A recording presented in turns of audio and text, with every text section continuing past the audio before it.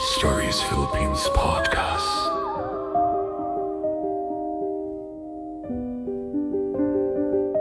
A warm, humid wind sweeps across the empty highway, carrying with it the sickly sweet scent of melted wax and the faint echo of distant prayers. The night is thick and alive, humming with the taut anticipation of something unseen. Imagine yourself behind the wheel, headlights cutting clean tunnels through the dark, only to feel a cold, insistent chill crawl up your spine as a figure flickers at the edge of your vision. Is it the lingering memory of a beloved who passed? An echo of grief that refuses to settle? Or something far older?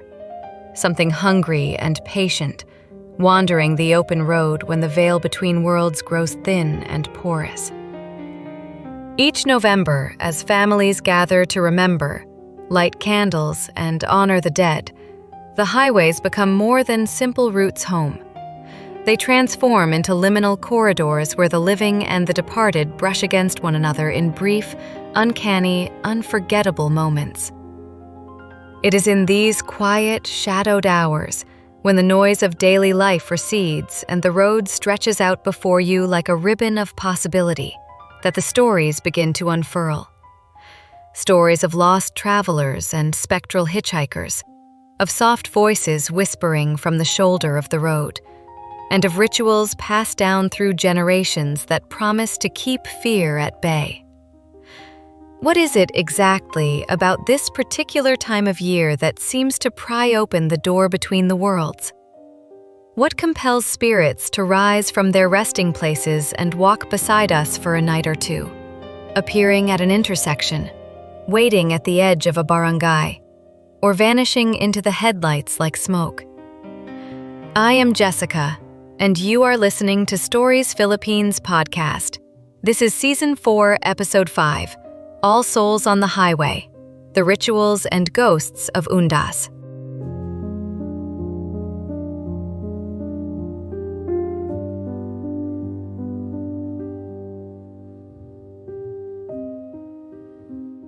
Before we journey any further into these tales, let me offer a gentle but serious warning. Tonight's episode delves into deep-seated beliefs, long-held traditions, and first-hand encounters that may unsettle you or tug at tender memories. We weave together history, oral folklore, and the supernatural in ways that challenge both the heart and the rational mind. Some listeners may find certain accounts disturbing or emotionally heavy. If you choose to continue, please do so with care, an open heart, and a readiness to be moved. If you have your own stories, strange things glimpsed on the highway at night, family rituals that linger in memory, or encounters with the inexplicable, please share them with us at storiesphpodcast@gmail.com. You'll find detailed show notes, references, and options to support the podcast in the episode description. For exclusive episodes, background research, and daily folklore facts, follow us on social media and consider joining our Patreon community. The journey home for Undas is a ritual in itself, a yearly exodus that binds millions of Filipinos to the memory of their ancestors. Every year, swarms of people leave the city, braving endless traffic jams, long hours aboard crowded buses, and the suffocating heat of packed jeepneys and vans, all in order to return to ancestral towns and remote villages. For many, these trips are an uneasy mixture of exhaustion and anticipation. A pilgrimage not merely to the graves of the dead, but into the deep heart of family memory, tradition, and shared history. Yet amid the laughter, singing, and storytelling that fill the road in the cemetery, a sense of unease often rides shotgun. Stories proliferate. Travelers glimpse shadowy figures at roadside shrines. Cars mysteriously break down at the same haunted curve. And children begin speaking to absent or invisible companions as dusk deepens into night. Undas, a word that traces its origins to the Spanish phrase honras funebris, has grown into something far more expansive than a literal translation for All Saints and All Souls Day. It is a complex tapestry of rituals, local beliefs, and regional customs that stretch across the Philippine archipelago, varying from province to province yet sharing a common thread of remembrance.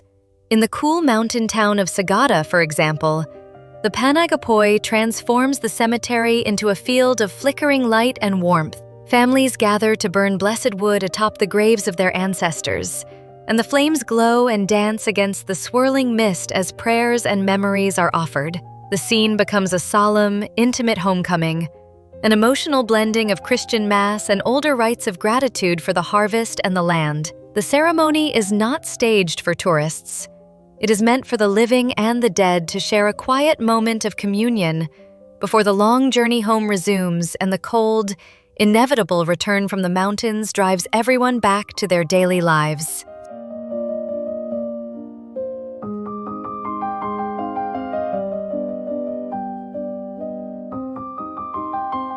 In Aguilar, Pangasinan, the offering of inlubi, a sticky rice cake made from immature palay, coconut milk, and sugar, serves both the souls of ancestors and the roots of the town's agricultural heritage. Inlubi is carefully prepared and left on tombstones or home altars, a humble yet deliberate gesture of sustenance for those who have moved beyond hunger. The scent of sweet rice clings to the air, mingling with the smoke of candles, the quiet shimmer of incense, and the murmur of prayers that rise from families gathered in remembrance. Travel further south to the Bicol region, where the tradition of tulod asks families to leave favorite items, food, cigarettes, bottles of alcohol, at the resting places of loved ones. These offerings are laid out with intention and memory, meant to appease wandering souls and to keep a connection between the living and the dead. The practice predates Spanish colonization and still draws quiet rebuke from the clergy, yet it endures as an intimate cultural expression. Some say the dead come to visit, drawn by the familiar taste and scent of their former lives. Others speak of small, inexplicable signs that their presence was felt during the night. In the streets of San Narciso Zambales, Undas takes on a more public, performative face. Makeshift huts called tumba tumba spring up on corners, brightly decorated with paper flowers, candles, plates of food, and even horror elements inspired by local folklore. For one night, the community turns the streets into a tapestry of memory and creativity, neighbors sharing stories, food, and laughter amid the solemnity. The event becomes a communal ritual in which mourning, celebration, and a touch of spectacle intermingle, weaving together solemn remembrance and lively expression in a way that is distinctly Filipino. There is a current that runs beneath these practices, a sense that on these nights, the dead are not only remembered but invited to return.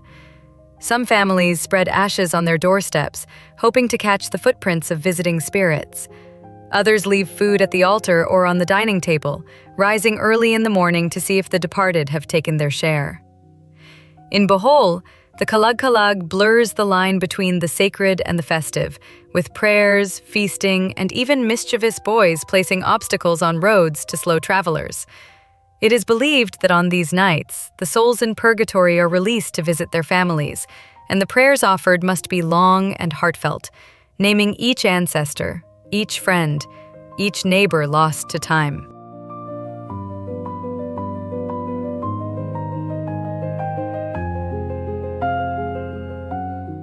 But the journey does not end at the cemetery gate. It continues on the highways and back roads, where the stories grow darker. The White Lady of Balete Drive, a restless spirit said to have died in a tragic accident, is glimpsed by taxi drivers and night shift workers, her pale form appearing suddenly in the rearview mirror. Some say she climbs into the back seat, silent and cold, only to vanish when headlights hit the next intersection. Along Dang Hari, a black sedan is rumored to race late-night drivers, its ghostly passengers forever reliving their final moments. Those who lose the race report nightmares, haunted by the couple's desperate whispers and the echo of screeching tires. On Commonwealth Avenue, the haunted jeepney is a common tale. Passengers describe boarding a dilapidated vehicle only to find themselves alone with a driver whose face is hidden in shadow. The ride is silent, the city falling away, until the passenger looks up to see the streetlights replaced by darkness and the sound of chanting prayers in the distance. Perhaps the most unsettling are the stories of the haunted bus on Marcos Highway, winding through the Cordillera Mountains. Travelers speak of a bus that appears in the dead of night, its windows fogged, its passengers gaunt and pleading. Some who witness it claim to hear the clatter of rosary beads and the faint, desperate call of names that match the missing and the dead. Listener submissions from recent years tell of a family who, returning home to Pampanga for Undas, saw a solitary figure walking the hard shoulder of the expressway at midnight, head bowed, hands clasped in prayer. When the car slowed, the figure turned, revealing a face that was both familiar and unplaceable, a face resembling a long-dead uncle whose grave they were visiting the next day. Another listener described a journey from Manila to Batangas, stalled for hours in holiday gridlock. A child in the back seat began to speak in a quiet, sing-song voice, claiming to see people standing in the rice fields, waving at the cars. The adults saw nothing but darkness, yet the child insisted the figures were family, waiting to greet them. That night, the family arrived at their ancestral home to find candles burning on the porch and a chill in the air, as if someone had entered just before them. On the highways, some believe the spirits of those who died far from home wander, seeking the warmth of family or the comfort of familiar rituals. When a car breaks down or a traveler becomes lost, old advice says to offer a silent prayer, light a small candle, or leave a morsel of food beside the road. In the chaos of migration, the old ways endure.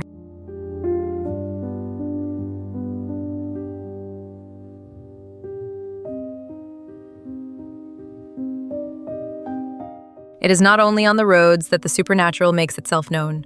In homes across the country, families prepare altars days in advance, cleaning photos and arranging plates of food, glasses of water, and small tokens of affection.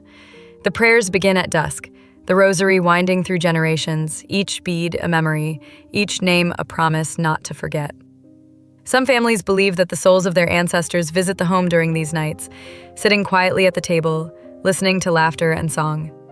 A listener recounted a night when the air grew inexplicably cold as her family ate dinner, the candles flickering, although no breeze stirred. Her grandmother insisted it was a sign that her late husband had come to join them. The next morning, they found a faint handprint in the dust on the altar, as if someone had paused to rest before moving on. These beliefs stretch back centuries, shaped by animist practices, molded by Catholic ritual, and spiced with local superstition. The offering of food, the lighting of candles, the recitation of prayers, each is an attempt to bridge the gap between worlds, to offer comfort and guidance to those who have gone ahead. The origins of these traditions are global, echoing the Celtic festival of Samhain, when the border between life and death was believed to thin. The Church, recognizing the power of these ancient rites, wove its own calendar around them, transforming pagan feasts into holy days of remembrance. Yet the old stories persist, surviving in the cracks between faiths. In some regions, the Panganga Luluwa, groups of children and adults dressed as wandering souls, moves from house to house, singing for alms and food. The songs are playful, but also carry a warning. If the spirits are not appeased, mischief may follow. In years past, the Panganga Luluwa was a chance for the living to interact with the dead, to acknowledge their presence and ensure their goodwill for the year to come. Theological perspectives weave through these customs, offering comfort and caution. Catholic doctrine teaches the power of prayer for the souls in purgatory, the importance of masses and novenas. Yet the animist roots remain visible, especially in the belief that the dead require food for their journey, or that their souls linger near the living, watching, waiting. Science and skepticism offer other explanations. Psychologists suggest that the intensity of these rituals, the crowded cemeteries, and the emotional weight of memory can bring about hallucinations or shared visions. Sleep deprivation on long journeys, the hypnotic blur of headlights in the dark, and the stress of travel can all play tricks on a tired mind. Yet for those who have seen, heard, and felt the presence of something beyond explanation, these rationalizations fall short.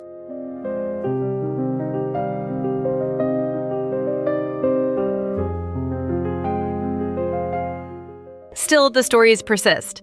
The highways fill with cars, the air thick with incense and exhaust, the living and the dead traveling together for a brief, luminous time. The rituals are repeated year after year because they work, not only to comfort the souls of the departed, but to reassure the living that love endures beyond the grave. As the night deepens, a final listener's story lingers. A young woman, stranded on the North Luzon Expressway after her bus breaks down near midnight, steps outside to call her family. The road is silent except for the distant hum of engines. Suddenly, she hears footsteps behind her. Turning, she sees a group of people walking silently along the shoulder, faces obscured, hands full of candles. They pass without a word, vanishing into the darkness. When help arrives, she asks the repairman if he saw anyone else. He shakes his head. "It is Undas," he says quietly. Sometimes the dead travel too. As dawn breaks and the highways empty, families gather one last time before dispersing. The candles are snuffed, the altars cleared, the roads return to their usual chaos. But something lingers, a sense of connection, a whisper of gratitude, a promise kept. If these stories have awakened memories or stirred questions in your own heart, remember to share your tales with us at storiesphpodcast@gmail.com. We would love to hear how your family honors the dead, how the roads have changed you, what you have seen when the world is between worlds. Before we part, let me ask you, what do you believe lingers on the road home? What memories or spirits wait beside the highway, hoping for a ride, a prayer, a moment of remembrance? As one old saying goes, to remember is to bring the dead back to life, if only for a night. Let that guide you the next time you travel beneath the November stars. Be sure to listen to more episodes, past and future, for journeys deep into the heart of Filipino folklore and the shadows that make us who we are. Do not forget to like, subscribe, follow, and share this podcast.